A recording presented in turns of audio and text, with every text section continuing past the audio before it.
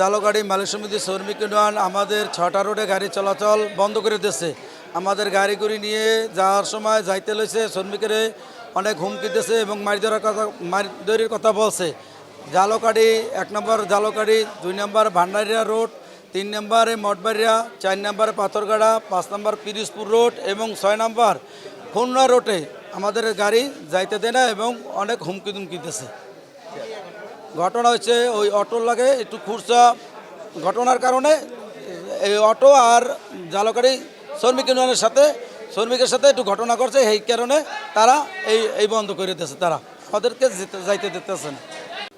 এখান থেকে আমাদের জালকাঠি রুটে বাস চলতো 3টে 4টে 5টা রুটে গাড়ি, 4টা রুটে গাড়ি চলে। এখানে বাস চলে না, কারণ হচ্ছে গতকালকে সন্ধ্যার সময় আপনার বাস শ্রমিক, জালকাঠি বাস শ্রমিক এবং আপনার অটো এদের সাথে কথা কাটাকাটি হয় এবং এখানে একটা মারামারি হয়। এরপর থেকে এরা আমাদের কাছে বা জালকাঠি থেকে আমাদের কাছে কোনো কিছু আমাদের নেতাদের ইনফরমেশন দেয় নাই, জানায় নাই, কিছু কেউ করে নাই। কিন্তু এরা মারামারির পরে এরা এই গাড়িটা নিয়ে চলে যায় এখান থেকে, যে এরা আর এখান থেকে গাড়ি চালাবে না।